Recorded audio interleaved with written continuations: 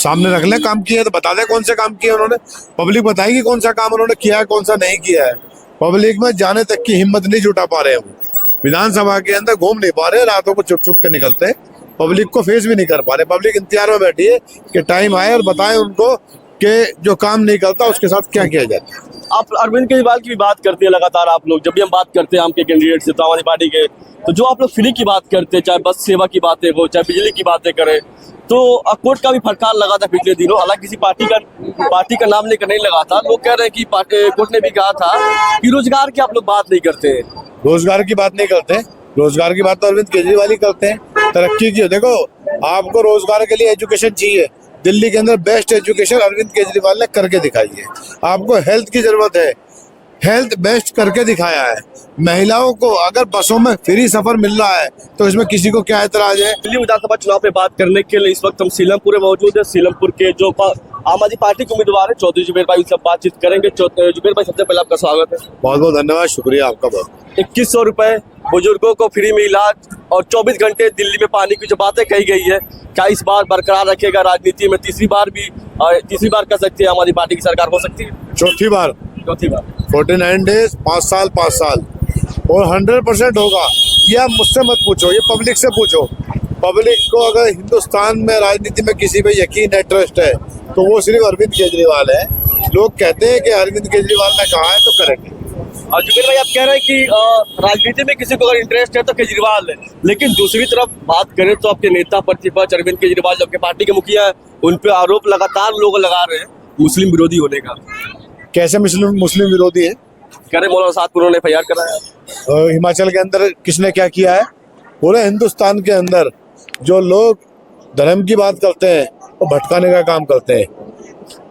हिमाचल जब इन कांग्रेसियों से पूछा जाता है, वो आते हैं, ये जो विधायक सीलमपुर से चुनाव लड़ रहे हैं, जो हमारे पूर्व विधायक अब लिख रहे हैं, सारी डिटेल उन्होंने तो बताइए कांग्रेस ने क्या क्या किया। जो कांग्रेस के प्रत्याशी है वो 92 से लेके 49 से लेके आज तक शुरू करके बताते कांग्रेस ने कितने दंगे कराए। हम नहीं गिना रहे, हम तो धर्म की बात ही नहीं कर रहे, हम तो डेवलपमेंट की बात कर रहे हैं, तरक्की की बात कर रहे हैं। जब हम उनसे बात कर रहे थे, जो आपके पार्टी में कभी हुआ करते थे, मौजूदा विधायक अब्दुल रहमान साहब, वो कह रहे थे कि आपके पिताजी भी 5 बार रहे विधायक यहाँ के इस एरिया के, कह रहे थे कि हम उनसे ज्यादा काम किए। सामने रख ले, काम किया तो बता दे कौन से काम किए उन्होंने। पब्लिक बताएगी कौन सा काम उन्होंने किया है, कौन सा नहीं किया है। पब्लिक में जाने तक की हिम्मत नहीं जुटा पा रहे हैं वो। विधानसभा के अंदर घूम नहीं पा रहे, रातों को चुप चुप के निकलते हैं। पब्लिक को फेस भी नहीं कर पा रहे। पब्लिक इंतजार में बैठी है कि टाइम आए और बताएं उनको कि जो काम नहीं करता उसके साथ क्या किया जाता है। आप अरविंद केजरीवाल की भी बात करते हैं लगातार, आप लोग जब भी हम बात करते हैं आम के कैंडिडेट से, तो आम आदमी पार्टी के, तो जो आप लोग फ्री की बात करते हैं, चाहे बस सेवा की बातें हो, चाहे बिजली की बातें करें, तो कोर्ट का भी फटकार लगा था पिछले दिनों। हालांकि किसी पार्टी का नाम लेकर नहीं लगा था। लोग कह रहे हैं कि कोर्ट ने भी कहा था कि रोजगार की आप लोग बात नहीं करते हैं। रोजगार की बात नहीं करते, रोजगार की बात तो अरविंद केजरीवाल ही करते हैं। तरक्की की देखो, आपको रोजगार के लिए एजुकेशन चाहिए, दिल्ली के अंदर बेस्ट एजुकेशन अरविंद केजरीवाल ने करके दिखाई है। आपको हेल्थ की जरूरत है, हेल्थ बेस्ट करके दिखाया है। महिलाओं को अगर बसों में फ्री सफर मिल रहा है तो इसमें किसी को क्या एतराज है। या तो आप उद्योगपतियों का पैसा माफ कर दो, या गरीबों में उस पैसे से बसों को माफ कर दो, 200 यूनिट बिजली फ्री दे दो। तो अरविंद केजरीवाल में और बाकी नेताओं में अंतर साफ दिखता है। अरविंद केजरीवाल वही पैसा जो उद्योगपतियों को माफ करने के काम आ रहा था, उसी पैसे को जो जनता है उसके पास डायरेक्ट दे रहे हो। बीजेपी के लोग कह रहे हैं कि आप लोग आदत खराब कर देते हैं फ्री की बातें करके। हाँ, वो अडानी को अंबानी के कर्जे माफ करके सही कर रहे। हजारों करोड़ रुपए जिन्होंने गबन किए वो मुल्क छोड़ के भाग गए। वो कौन थे सबको पता है। मुल्क के अंदर वो मुल्क छोड़ के भाग रहे हैं, बॉर्डर इनके पास है, वो कैसे भाग गए? अगर अरविंद केजरीवाल उस पैसे को, उद्योगपतियों का पैसा माफ ना करके उस पैसे से 200 यूनिट बिजली दे रहे हैं, उसी पैसे से बस यात्रा फ्री दे रहे हैं, दिल्ली के अंदर 20,000 लीटर पर डे पानी फ्री दे रहे हैं, तो वो जनता के लिए काम कर रहे हैं। वो अच्छा कर रहे हैं, बुरा कर रहे हैं, जनता बता देगी। 3 बार जनता ने बनाया है, चौथी बार बनाने जा रही है दिल्ली के अंदर पूर्ण बहुमत की सरकार। चलिए, वो चौथी बार तो देख लिया जाएगा जब चुनाव होगा था। हालांकि अभी चुनाव का डेट भी घोषणा नहीं हुआ, लेकिन सवाल करते हैं किस तरीके से सीलमपुर में आप कांग्रेस के नेता हुआ करते थे, आपके पिताजी भी कांग्रेस से जुड़े थे, अचानक क्या हो गया कि आप लोग आम आदमी पार्टी से जुड़ गए? इसलिए छोड़नी पड़ी। हमें कांग्रेस से कोई दिक्कत नहीं थी, हम कांग्रेस में बढ़िया थे। और पब्लिक के सपोर्ट से पहले क्रम से हम सीलमपुर विधानसभा से जीत रहे थे। आम आदमी में नहीं आए थे जब भी जीत रहे थे हम। लेकिन मुश्किल ये है जब डेवलपमेंट की बात आती है, काम की बात आती है, तो सरकार की जरूरत होती है, सरकार का हिस्सा बनना पड़ता है। सरकार नहीं होती तो काम करने में मुश्किल आती, काम नहीं कर पाते हम लोग। और जब काम नहीं कर पाते तो फिर हमें सीट पर बैठने का कोई अधिकार नहीं है। हम सीट इसलिए नहीं चाहते कि हमारे नाम के आगे एमएलए लग जाए।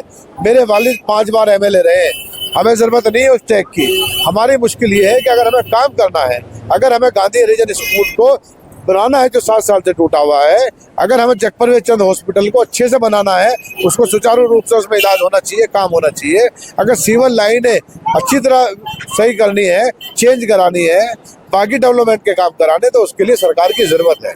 इसी सबको देखते हुए हमने आम आदमी पार्टी ज्वाइन की। हमने किसी डर से ज्वाइन नहीं की है। हम तो यहाँ भी जीत रहे थे और जब आम आदमी पार्टी में आए तो यहाँ भी जीत रहे हैं। कानून व्यवस्था की बात करते हैं, खास करके दिल्ली में, और पर्टिकुलर बात करें तो सीलमपुर में आए दिन खबरें आती है, परसों भी खबर आ रही थी गोली चलने की। तो कानून व्यवस्था एक बड़ा मुद्दा हो सकता है, लेकिन बात करें प्रशासन की तो केंद्र सरकार के अंदर है, आपके हाथों में कुछ नहीं, आपकी सरकार के हाथों में नहीं है।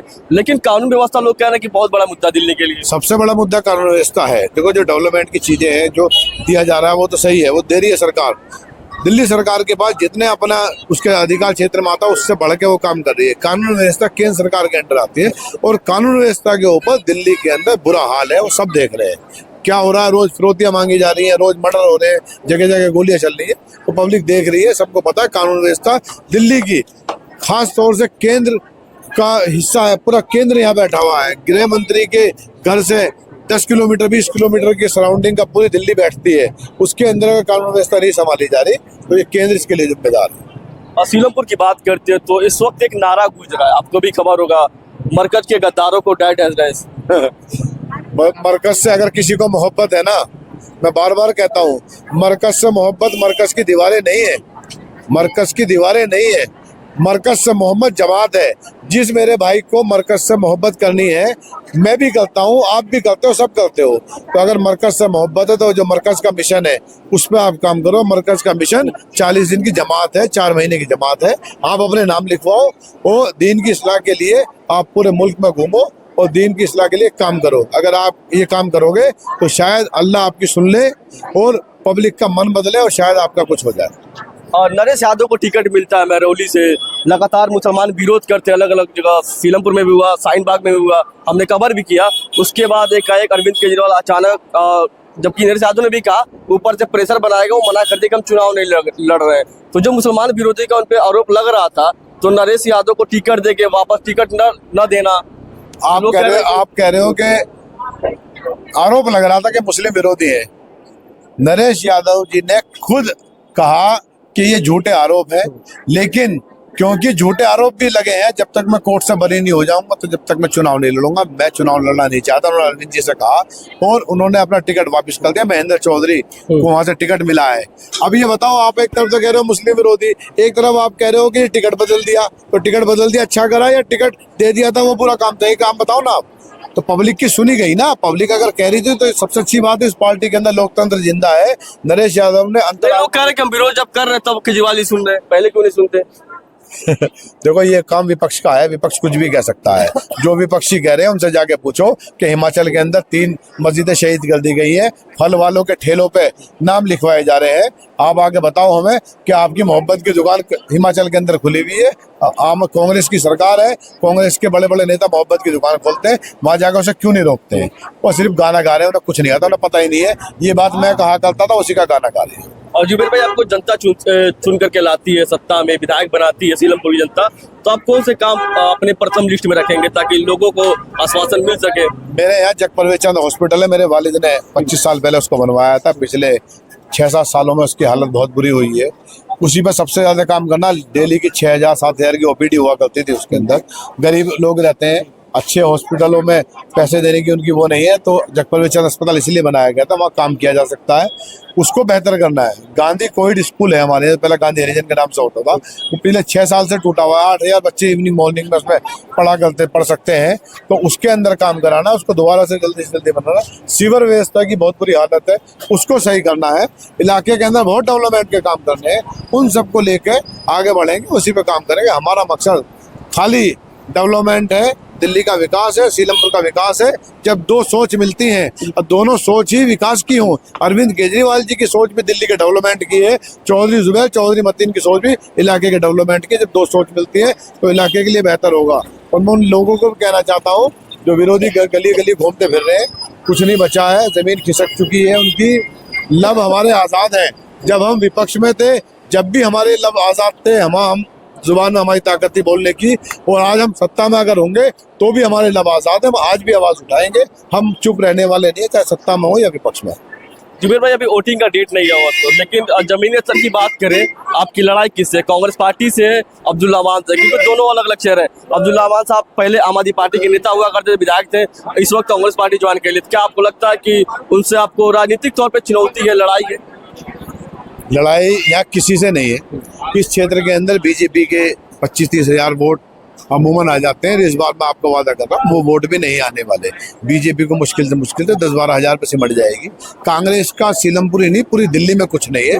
वो वैसे ही वोट काटू पार्टी स्टैम्प बन चुकी है और कुछ नहीं है। उसका मुकाबला किसी से नहीं है। पब्लिक एक तरफा है। यहाँ तो लड़ाई मालजन की है। लड़ाई ऊपर वाले का एहसान है, पब्लिक का इतना साथ है कि हार जीत की बात नहीं है, मालजन की लड़ाई है। हर विधानसभा में कंपटीशन हो रहा है कि कौन सी विधानसभा बड़े मालजन पे जा रही है। कांग्रेस का तो जिक्र भी नहीं है। कांग्रेस का अगर जिक्र होता, जो कांग्रेस से प्रत्याशी सीलमपुर विधानसभा से लड़ रहे हैं, अगर उन्होंने काम किया होता तो आम आदमी से उनका टिकट नहीं कटता। क्योंकि ये जो बातें मैं आपको बता रहा हूँ तो आम आदमी के प्रत्याशी मुझे बताते थे पहले, जो विधायक थे, कि हमारी पार्टी सर्वे के आधार पर टिकट देती है, सर्वे करा के टिकट देती है। तो पार्टी ने सर्वे कराया होगा, वो उसमें अनफिट बैठे होंगे, इसलिए उनका टिकट काट दिया और मुझे टिकट दिया गया। एक आखिरी प्रश्न, दिल्ली में 70 सीटें, आपकी पार्टी ने 70 सीटों पे कैंडिडेट उतार दिया है, तो चुनाव जब होगा आपको क्या लगता है, आपकी रणनीति क्या है, आपका ऑब्जर्वेशन क्या है कि 70 सीटों में आपकी पार्टी कितनी सीटों के साथ बहुमत हासिल कर लेगी? हिंदुस्तान के अंदर इतिहास बनने जा रहा है। जब पहली बार सरकार बनी 49 डेज की, तो 27 विधायक आम आदमी पार्टी के आए। दूसरी बार सरकार बनी 67 विधायक आए। तीसरी बार सरकार बनी 62 विधायक आए।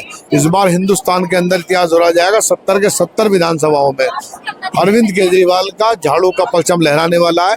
दिल्ली की जनता 70 की 70 विधानसभाओं के साथ जीत के दिल्ली के अंदर पूर्ण बहुमत की सरकार बनाने जा रही है अरविंद केजरीवाल के नेतृत्व के अंदर। ठीक है, ये तो चौधरी जुबैर अहमद लगातार कह रहे हैं कि चौथी बार भी दिल्ली के अंदर, दिल्ली की सड़कों पर या दिल्ली विधानसभा की बात करें तो चौथी बार भी आम आदमी पार्टी की सरकार बनते हुए दिखाई देगी। धन्यवाद।